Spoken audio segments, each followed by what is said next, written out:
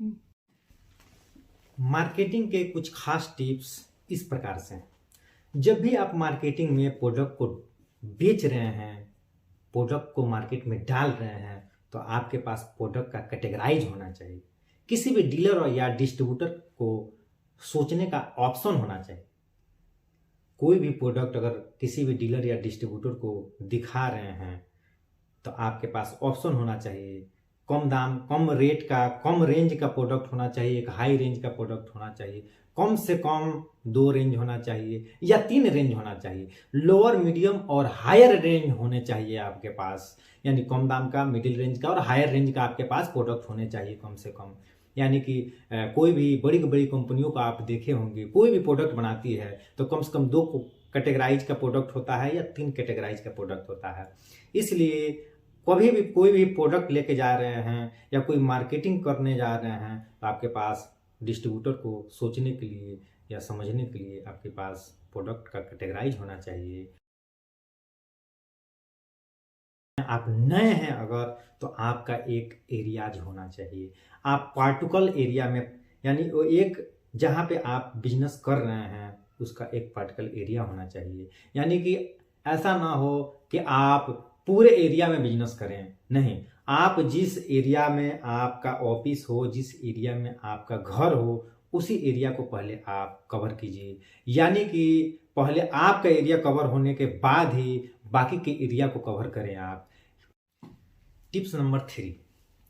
Tips number 3 बहुत ही strong point है, इस पे आप थोड़ा गौर ध्यान दीजिएगा। देखिए, ये रिलेशनशिप पे थोड़ा हम आपको ध्यान केंद्रित कराएंगे, क्योंकि कहा गया है कि बिजनेस में रिलेशनशिप जितना स्ट्रॉन्ग होगा उतना ही बिजनेस ज़्यादा दूरी तक, यानी ज़्यादा समय तक चल सकता है।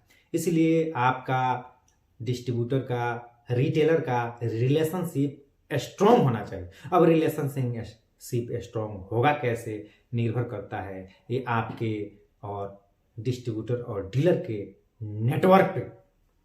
अब रिलेशनशिप स्ट्रॉन्ग करने के बहुत सारे तरीके होते हैं। एनुअल फंक्शन करके,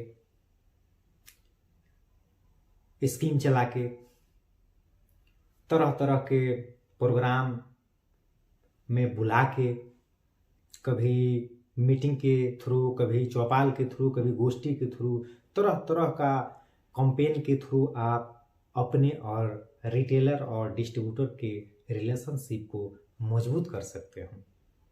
एम्प्लाई को समय समय पे सर्विस दे के, कुछ कुछ ऐसे गिफ्ट दे के, ऐसा गिफ्ट दें ताकि, कहा गया है कि घर में पत्नी खाना बनाने से संबंधित कोई ऐसा गिफ्ट होता है जिससे सदैव याद रखा जाता है। ऐसा तो गिफ्ट में आता है और चला जाता है, कुछ ऐसा गिफ्ट होता है जिसको सदैव याद रखने वाली गिफ्ट हो, वैसे गिफ्ट को हमेशा शेयर करें। रियाज को आप प्राइस को कंट्रोल करके आप किसी भी एरिया को कवर कर सकते हैं और बाद में आप प्राइस को बढ़ा सकते हैं, क्योंकि कहा गया है कि क्वालिटी और प्राइस और क्वांटिटी ये बहुत ही निर्भर करता है एक छोटे से मार्केट को कवर करने के लिए। क्योंकि प्राइस, एक छोटा मार्केट हो तो प्राइस का बहुत बड़ा इम्पोर्टेंस होता है।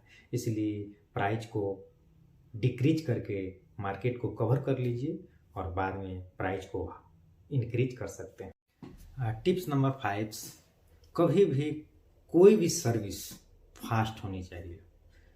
हमेशा आपका मार्केटिंग स्टाफ जो है मार्केट में विजिट करते रहना चाहिए और निरंतर कभी भी कोई भी ऑर्डर पेंडिंग नहीं होनी चाहिए, डिले नहीं होना चाहिए आपका ऑर्डर।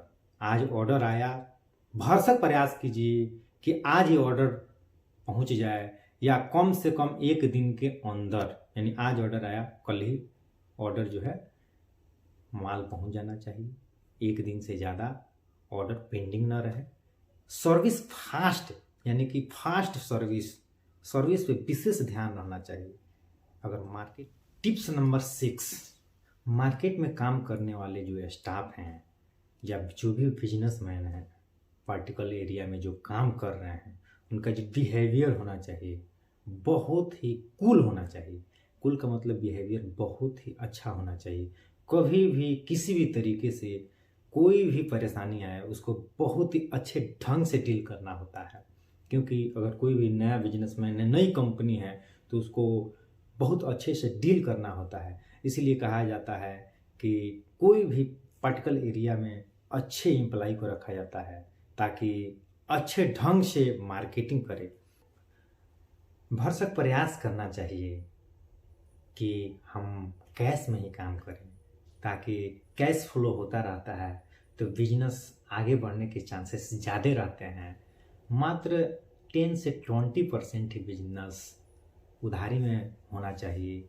भरसक 100% अगर कैश फ्लो हो रहा है तो बिजनेस ग्रो करने के चांसेस ज़्यादा रहते हैं। टिप्स नंबर 8, हमेशा उस एरियाज में चौपाल, गोष्ठी, कैंपेन, पोस्टरिंग, बैनरिंग के माध्यम से हर व्यक्ति तक उस कंपनी, उस प्रोडक्ट के स्पेसिफिकेशन के बारे में लोगों तक उसके गुण अवगुण को पहुंचाइए, ताकि हर व्यक्ति उस प्रोडक्ट के बारे में जाने और उस प्रोडक्ट को खरीदने के लिए दुकानों के पास, रिटेलरों के पास, डिस्ट्रीब्यूटरों के पास जाए, ताकि आपका प्रोडक्ट सेल होने में किसी तरीके के बाधक न उत्पन्न हो। टिप्स नंबर 9, भरसक प्रयास करना चाहिए कि किसी छोटे से जगह से बिजनेस करते करते उस बिजनेस को पूरे डिस्ट्रिक्ट लेवल तक बिजनेस करें, और हमेशा फोकस जो है डिस्ट्रीब्यूटर बनाने पे होना चाहिए।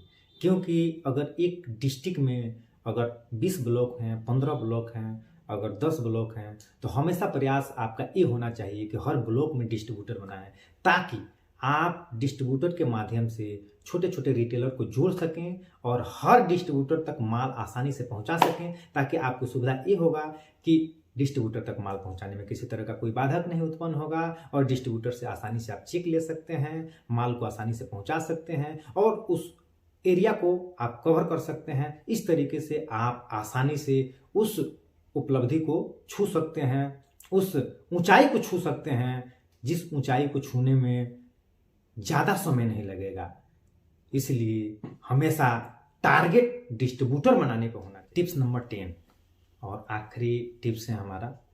देखिए, कोई भी स्टाफ अगर रख रहे हैं या कितने भी स्टाफ हों, सबका लेखा जोखा आपके पास होना चाहिए। मंथली डाटा निकलना चाहिए आपके पास कि क्या हमको प्रॉफिट हुआ, क्या नुकसान हुआ।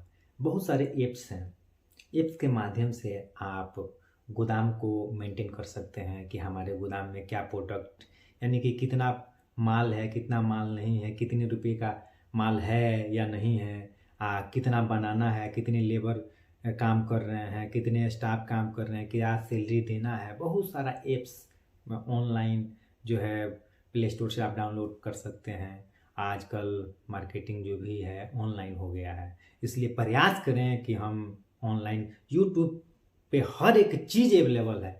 यूट्यूब पे जाइए, सर्च मारिए, सारे चीज़ यूट्यूब पे अवेलेबल है। इसलिए यूट्यूब से दूर नहीं हटिए, यूट्यूब पे आइए, देखिए, सोचिए, समझिए, हर चीज़ पढ़िए, हर चीज़ देखिए। वीडियो के माध्यम से आपको समझ में आएगा, और उस एप्लीकेशन को डाउनलोड कीजिए और उस पर समझने बुझने की ज़रूरत नहीं है। एक बार एंट्री करके आप जो है हर चीज़ का डाटा निकाल सकते हैं कि आपको मंथली क्या बेनिफिट हो रहा है, क्या नुकसान हो रहा है। जब तक आप ये चीज़ निकालना नहीं जानिएगा तब तक आपको पता नहीं चलेगा कि आपको बिजनेस में लॉसेस हो रहे हैं या बेनिफिट्स हो रहे हैं, क्या हो रहा है क्या नहीं। डाटा एंट्री हर महीने होना चाहिए कि क्या इनकम हो रहा है और क्या हानियाँ। करना चाहता हूँ कि दोस्तों, हमारे YouTube चैनल पे आप अगर नए हैं तो हमारे गायत्री एग्रोवेट टेक्निकल चैनल को लाइक कीजिए, सब्सक्राइब कीजिए और बेल आइकन को दबाना ना भूलिए मेरे दोस्तों। जय हिंद, नमस्कार।